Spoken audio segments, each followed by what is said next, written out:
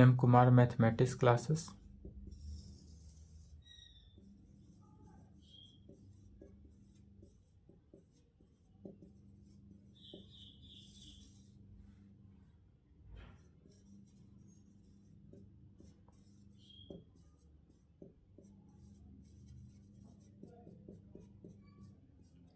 Class जो होगा वह बीएससी पार्ट 3 सीजन 2021 से 24 वाले के लिए है। ओनली फॉर बिहार यूनिवर्सिटी, सिर्फ और सिर्फ बिहार यूनिवर्सिटी के लिए है। तो कल के क्लास में हमने इसका क्या किए थे, सिलेबस डिफाइन कर दिए थे। लेक्चर 1 है।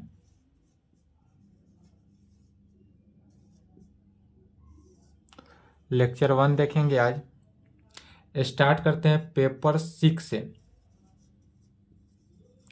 पेपर 6, यह पेपर 6 जो है सबसे ज़्यादा लैंग्वेज बेस्ड है। पूरा इसमें पेपर 6 में क्या है, लैंग्वेज ही मिलेगा आपको।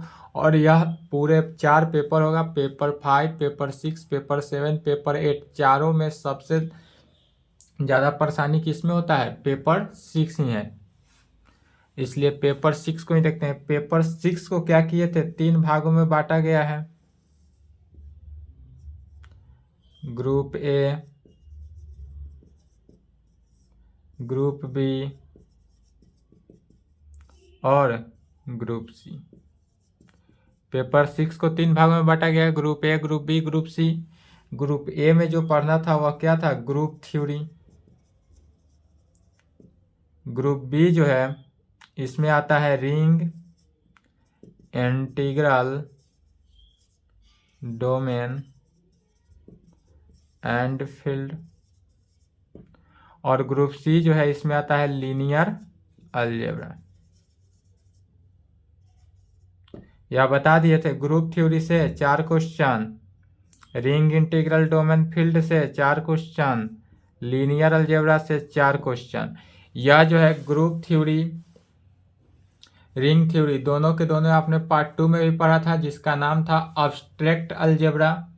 पार्ट 2 में पेपर 3 ग्रुप सी में था अब्स्ट्रैक्ट अलजेब्रा, वहाँ एक ग्रुप में था ग्रुप थ्योरी, रिंग थ्योरी दोनों, यहाँ दोनों अलग अलग ग्रुप में हो गया।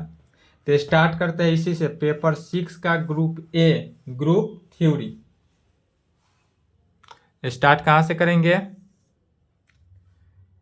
तो स्टार्ट करेंगे यहाँ से। पेपर, यह सब कल के बताया गया था, रिवीजन था। यहाँ से देख लेंगे paper 6,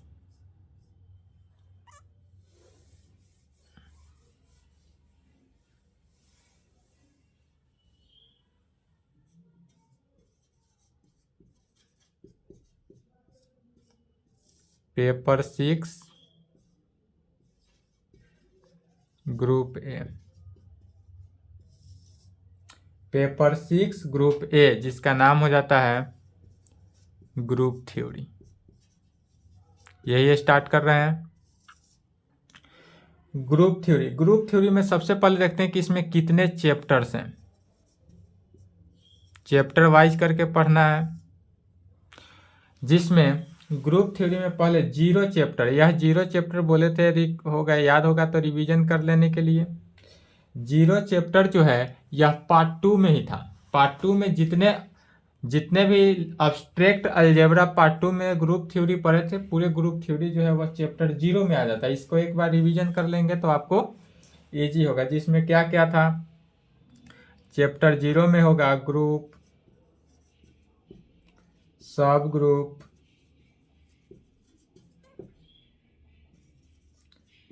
cyclic group,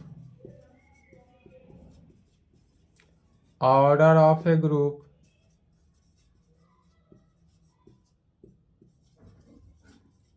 Lagrange's theorem,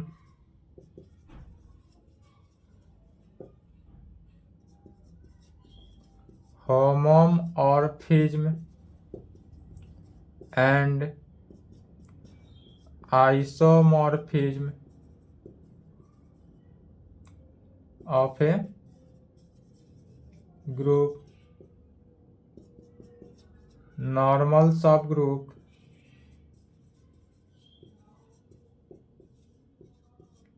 quotient group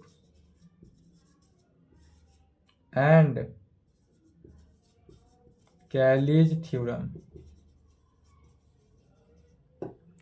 यह सब के सब पार्ट 2 में ही पढ़े थे।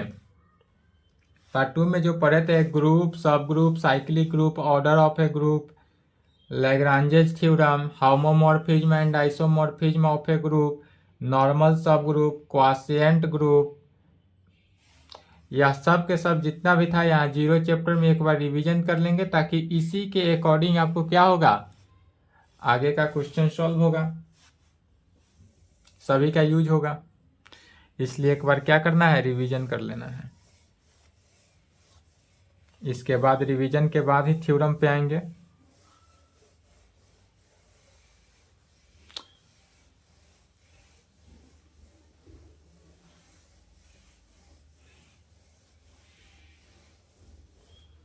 यह जो है 0 चैप्टर क्या है, तो पार्ट 2 रिवीजन है।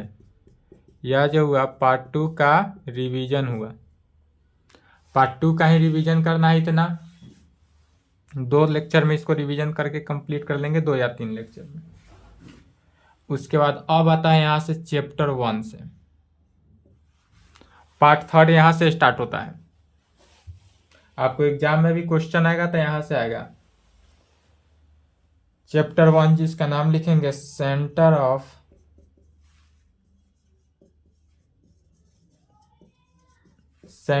ए group, normaliser of a group, या नॉर्मलाइजर ऑफ एन एलिमेंट भी कह सकते हैं, an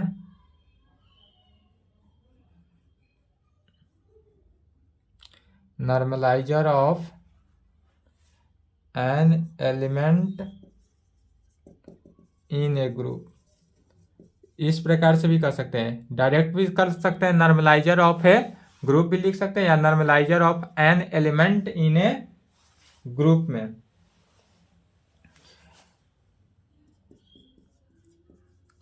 normaliser of a subgroup, normaliser of a subgroup, centralizer of an element,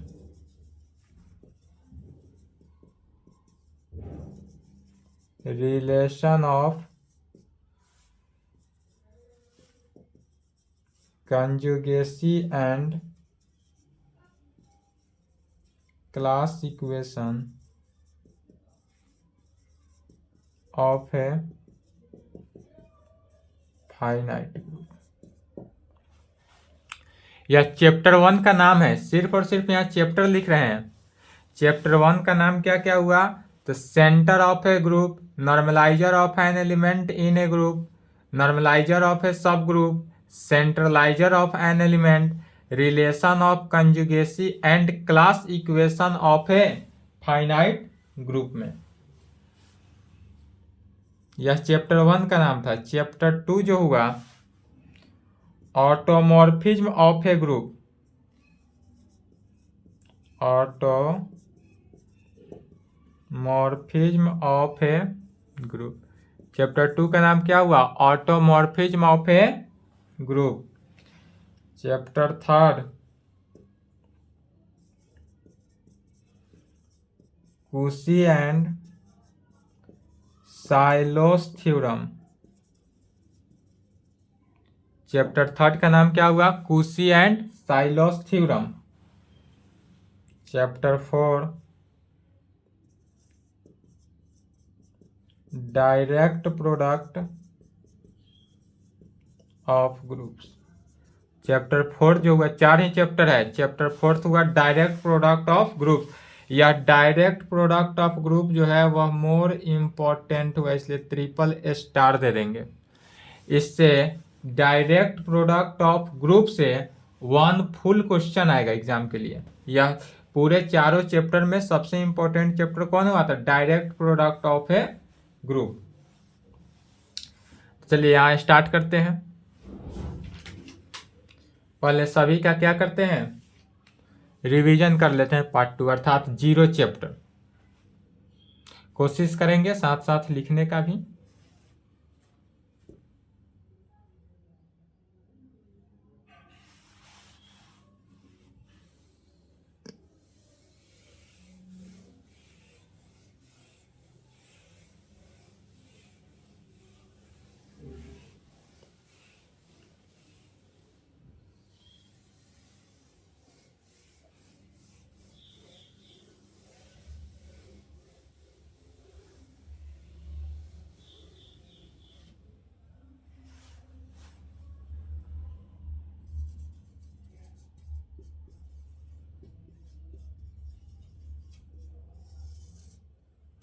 chapter 0 से स्टार्ट किया जा रहा है।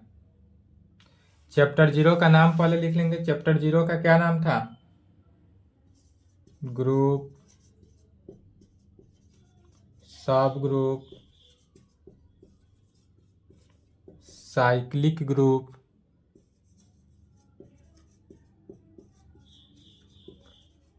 Order of a group, Lagrange's theorem,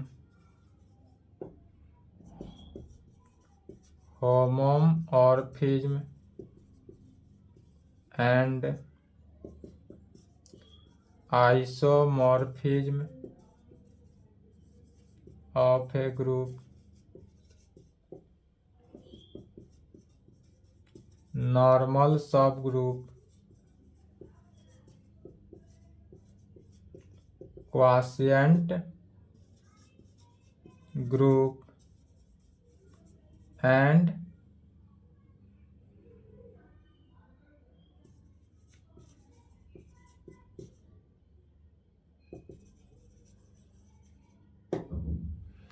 यहां से स्टार्ट करते हैं। ज्यादा इंक डला गया है।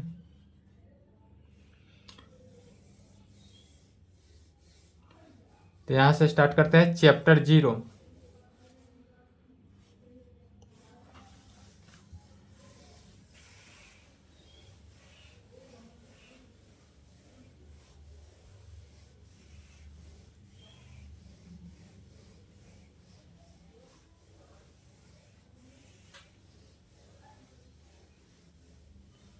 यह जो 0 चैप्टर हुआ ग्रुप सब ग्रुप, यह सब क्या है? पार्ट 2 का रिवीजन ही है। यहाँ पर लिख सकते हैं यह जो है चैप्टर 0, यह पार्ट 2 का क्या है?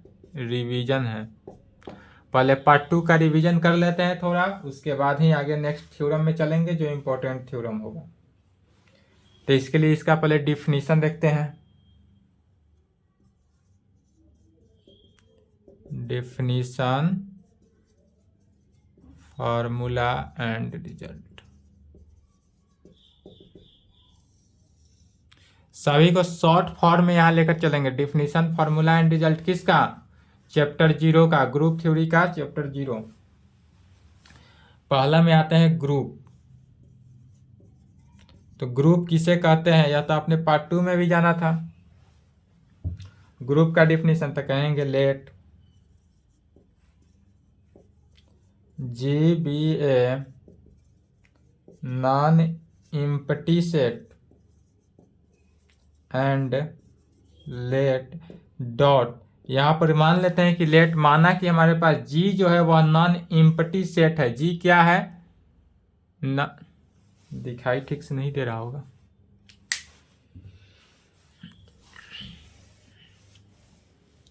इंक ज़्यादा डला गया है इसलिए सब मिक्स हो जा रहा है स्पेलिंग। चलिए सबसे पहले लिख लेंगे लेट, माना कि G be a non empty set. हमारे पास जी जो है वह कैसा सेट लिए? जी एक ऐसा सेट लेते हैं जो नॉन एम्प्टी हो, माने वह खाली सेट नहीं हो।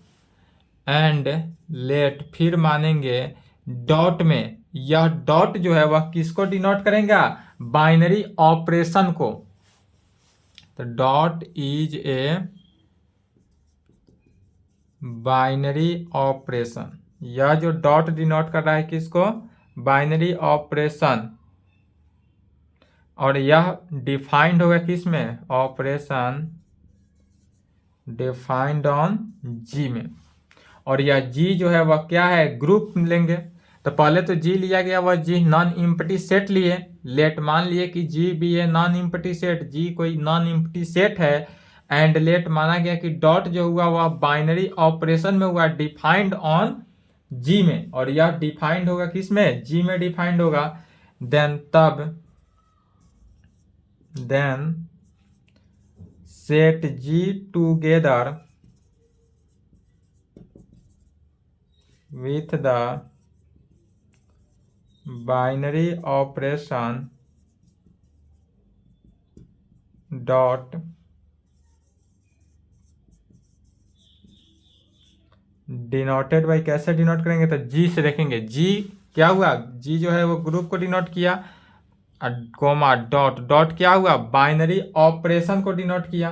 तो जी डॉट, या इसको सिंपली इस प्रकार से डिनोट करते हैं, या सिंपली जी से भी। तो ग्रुप को जी कोमा डॉट से कहें या सिंपली जी से भी डिनोट कर सकते हैं। और यह क्या कहलाएगा? ग्रुप कहलाएगा। तो ग्रुप का डिफिनीशन क्या हुआ? लेट मान लिया गया कि G be a non empty set है। हमारे पास जी कोई ऐसा सेट लेते हैं जो नॉन इम्पटी हो, अर्थात खाली सेट नहीं है। एंड लेट आई अगेन माना गया क्या? डॉट। यह जो डॉट है वह कैसा है? बाइनरी ऑपरेशन में होगा। और बाइनरी ऑपरेशन में डिफाइंड होगा किस में? जी में डिफाइंड होना चाहिए, क्योंकि यह जी सेट लिया जा रहा है। और जी सेट कैसा सेट लेकर चल रहे हैं? नॉन इम्पटी सेट लेकर चला जा रहा है। देन तब उस कंडीशन में कह सकते हैं कि सेट जी जो हुआ together with the binary operation dot denoted by इस प्रकार, या सिंपली इस प्रकार। और यह क्या हुआ? इज कॉल्ड, और इसी को क्या कहेंगे? ग्रुप। और यह जो हुआ हमारा क्या हुआ? ग्रुप होगा। If and only if, I double F का मीनिंग क्या हुआ? इफ एंड ओनली इफ, माने दोनों तरफ से। फॉलोइंग 4 कंडीशंस, या पोस्टुलेट्स भी कहते हैं इसी को, या नहीं तो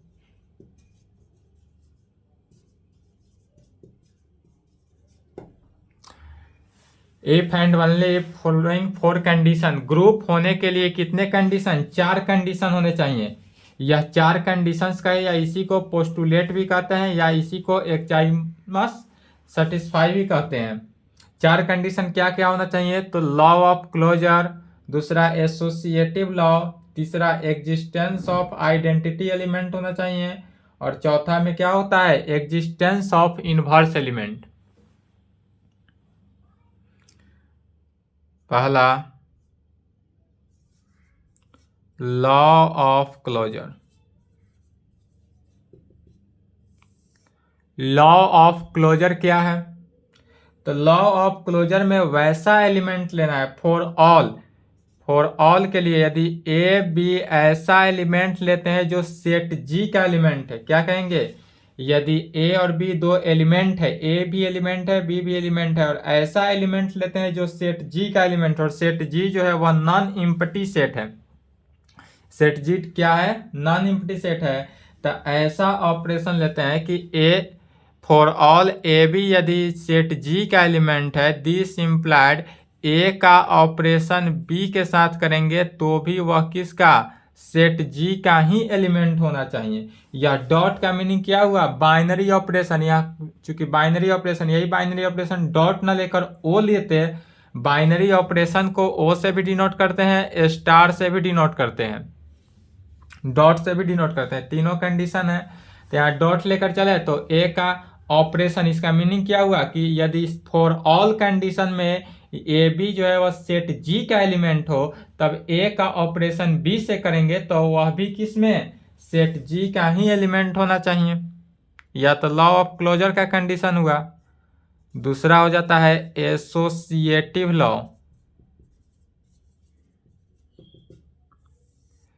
एसोसिएटिव लॉ का कंडीशन क्या होता है?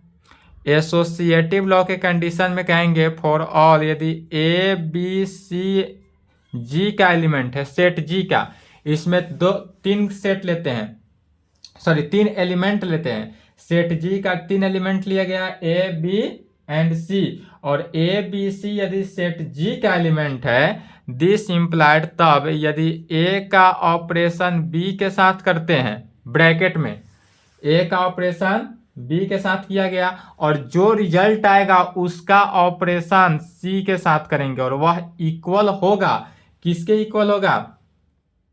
तो ए का ऑपरेशन इंटू ब्रैकेट में बी का ऑपरेशन सी के साथ। एसोसिएटिव लॉ का कंडीशन यह होता है कि यदि ए का ऑपरेशन बी के साथ पहले किए, और जो रिजल्ट आएगा इस ऑपरेशन करने के बाद, उस पूरे का ऑपरेशन किसके साथ? सी के साथ करेंगे, और वह इक्वल होना चाहिए किसके? तो पहले बी का ऑपरेशन सी के साथ करेंगे, और वह जो रिजल्ट आया उसका ऑपरेशन ए के साथ करेंगे। इसमें एसोसिएटिव लॉ में सिर्फ और सिर्फ चेंज होता है, तो क्या चेंज होता है? ब्रैकेट का चेंजिंग होता है।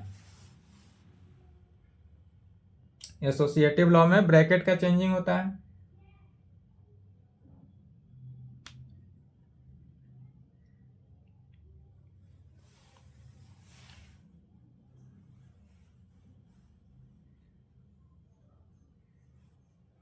चलिए लिख लिए। अब तीसरा नंबर देखते हैं, existence of identity element.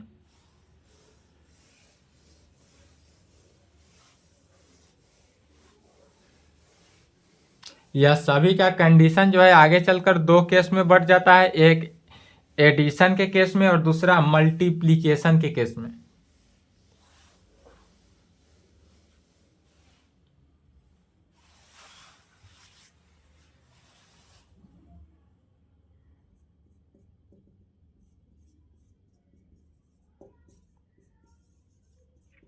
Existence of identity element.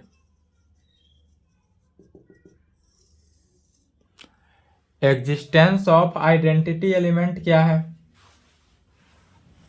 Existence of identity element जो है, ऐसा एलिमेंट होना चाहिए कि यदि हम ए एलिमेंट ले लेते हैं, पहले समझना है कि ए यदि हम कोई एलिमेंट ले लेते हैं, उसमें ऐसा एलिमेंट के साथ ऑपरेशन करते हैं, माने ई सेट ई ले लेते हैं। ई क्या है? यूनिटी एलिमेंट, माने आइडेंटिटी एलिमेंट, यूनिटी वन है, वन का वैल्यू, ई का वैल्यू वन, अर्थात यदि ए को हम वन के साथ ऑपरेशन करें, या वन का ऑपरेशन ए के साथ, माने मल्टीप्लिकेशन के केस में यदि वन ए को वन के साथ मल्टीप्लाई करे या वन को ए के साथ मल्टीप्लाई करे, तो वह किसके इक्वल होना चाहिए? ए के equal. For all A belongs to set G में यदि यह कंडीशन सेटिस्फाई किया तो यह किसका हुआ? जैसे ए का ऑपरेशन वन के साथ है, यह कंडीशन सेटिस्फाई किया, यह किसका? Existence of identity element. यही यदि एडेटिव के केस में कहता तो ए को ए प्लस, यहाँ पर आइडेंटिटी एलिमेंट ई है, ई जो हुआ आइडेंटिटी एलिमेंट। एडिशन के केस में आइडेंटिटी एलिमेंट जो है वह जीरो होता है, तो ए को जीरो के साथ जोड़े या जीरो को ए के साथ जोड़े, वह किसके? ए के इक्वल होना चाहिए। For all A belongs to G में। और यही यदि मल्टीप्लीकेटिव के केस में, अर्थात मल्टीप्लीकेशन के केस में हो, तब ए को वन के साथ मल्टीप्लाई करे या वन को ए के साथ, वह ए के ही इक्वल होगा। For all A belongs to G. तो यहाँ पर तो एलिमेंट के साथ ऑपरेशन करना है, तो कहेंगे for every element, for every element A belongs to set G में, प्रत्येक एलिमेंट जो प्रत्येक एलिमेंट ए जो है वह किस में? सेट जी में हो। देयर एग्जिस्ट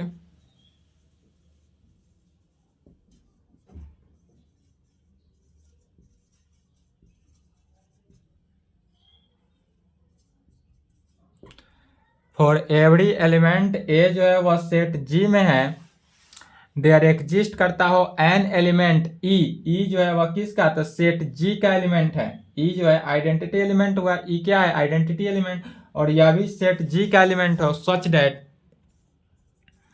इस प्रकार होगा कि ए का ऑपरेशन, यहाँ मल्टीप्लीकेशन है ये, यह ऑपरेशन को डिनोट करता है, तो ए का ऑपरेशन ई के साथ करे या ई का ऑपरेशन ए के साथ करे, वह ए के इक्वल होना चाहिए।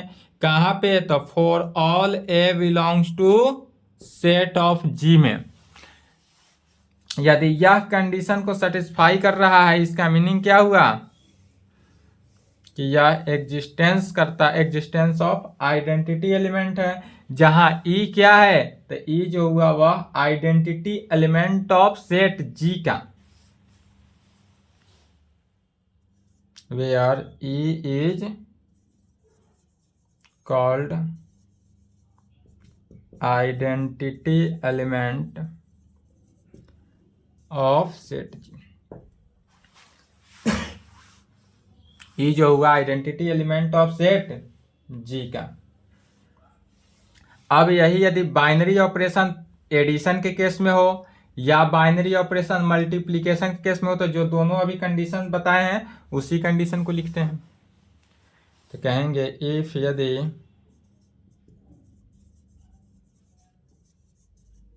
Binary operation is addition, addition में प्लस देंगे, देन तब ई का जो वैल्यू होगा वह क्या होगा, 0 शून्य। यदि हमारा बाइनरी ऑपरेशन जो है एडिशन के केस में हो, तब ई का वैल्यू जो होगा वह कितना होगा, 0 होगा। Is the identity element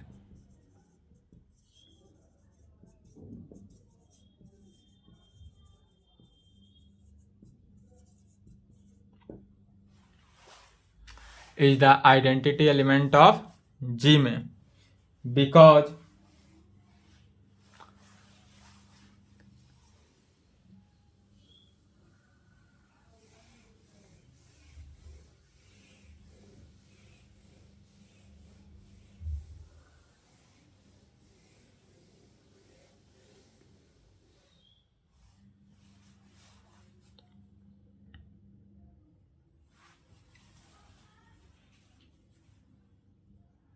because कैसे होगा, तो यदि ई का वैल्यू 0 हुआ, अर्थात ए को हम ए में 0 को जोड़े या 0 में ए को जोड़े, वह ए के ही इक्वल होगा। कहाँ पे, तो for all A belongs to set of G के कंडीशन में, जहाँ 0 जो हुआ, 0 is called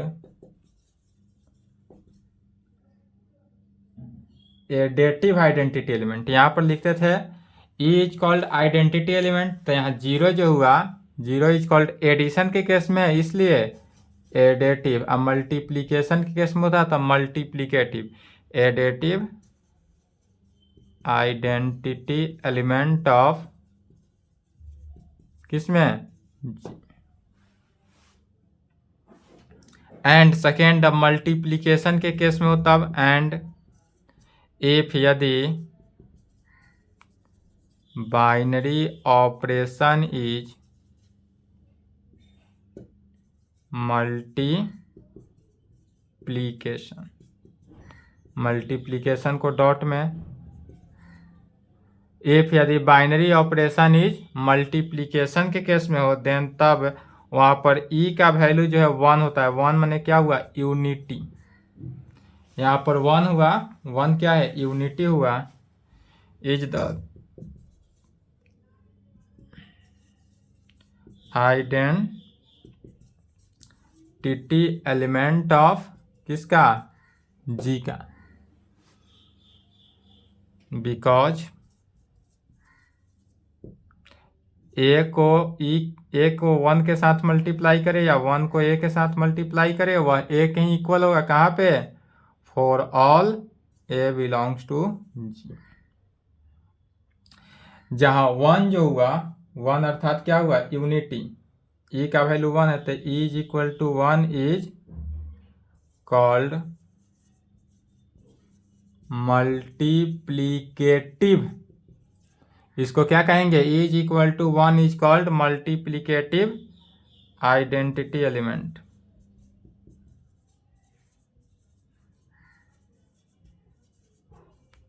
identity element of G. जो एडिशन के केस में लिखा गया वही लैंग्वेज सेम क्या किया गया? मल्टीप्लीकेशन के केस में भी सेम लैंग्वेज लिखा गया। एक और बचेगा चौथा नंबर, उसको लिखेंगे। पहले यहां तक लिखे तो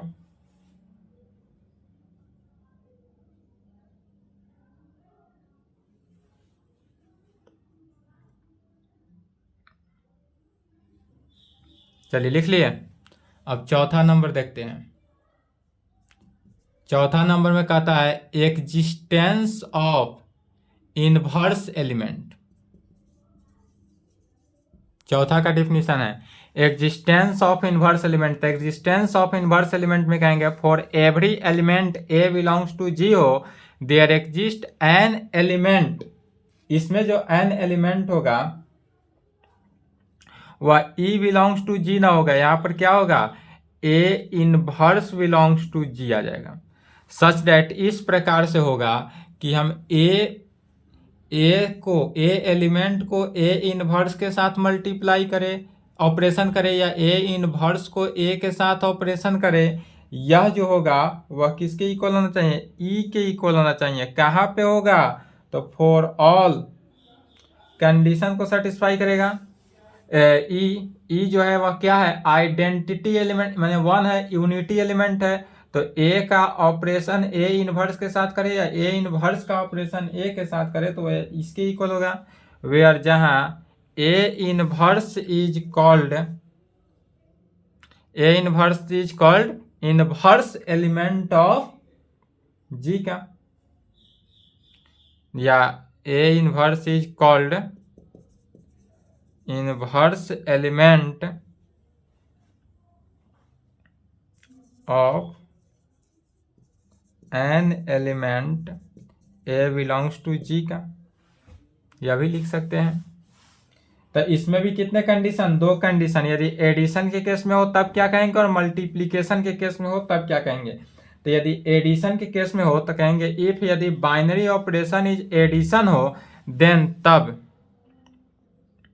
अब यहां पर समझना, यदि एडिशन के केस में हमारा बाइनरी ऑपरेशन कहे तो उसमें क्या हो जाता है? निगेटिव माइनस ए, जीरो ना होकर, चूंकि ए का ऑपरेशन यदि हम करते हैं ए का ऑपरेशन ई के साथ तो यह ई जो है माइनस ए होगा तब ना कैंसिल होकर जीरो की इक्वल होना चाहिए। चूंकि identity element inverse element addition के केस में क्या होगा? जीरो होगा।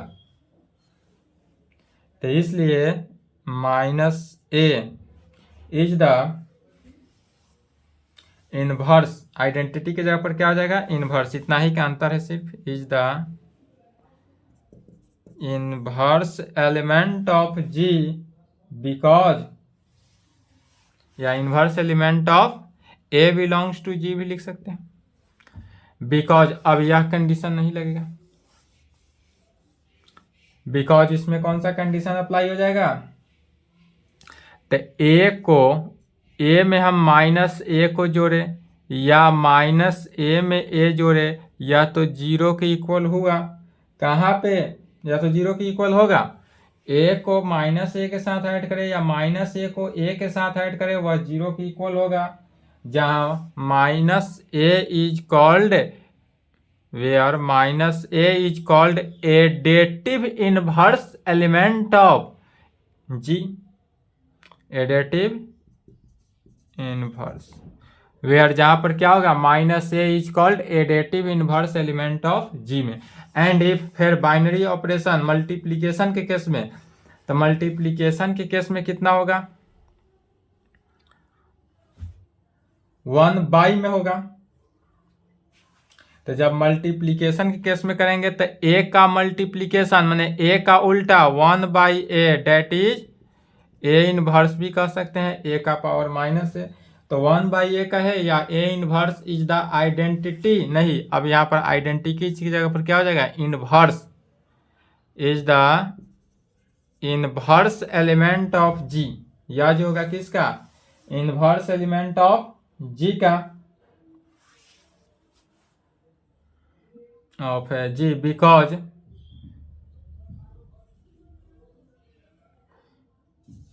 ए को ए इनवर्स के कर साथ या ए इनवर्स को ए के साथ मल्टीप्लाई करे, या किसके इक्वल होना चाहिए, ई के इक्वल होना चाहिए। ई क्या है, ई यूनिटी है, ई इज इक्वल टू 1 और ई का वैल्यू जो है वह 1 होना चाहिए, या यहाँ पर ई ना करके यहाँ पर क्या है, यह ई जो है 1 है, ब्रैकेट में लिख सकते हैं। Where a inverse is called multiplicative inverse element of G, या जो होगा मल्टीप्लीकेटिव इनवर्स होगा, तो multiplicative inverse of an element का होगा। क्योंकि टाइम हो चुका है, इसके बारे में भी ग्रुप का अभी इस पे एग्जाम्पल है, इसको कल के क्लास में इसके आगे चलेंगे, यहाँ तक कंप्लीट करेंगे, इसके आगे नेक्स्ट क्लास में देखा जाएगा। अभी इस पे एग्जाम्पल भी देना है और इसको एडिटिव के केस में और मल्टीप्लीकेटिव के केस में कल फिर से इसको डिफाइन किया जाएगा एक बार। चलिए यहाँ तक कंप्लीट कर लेंगे।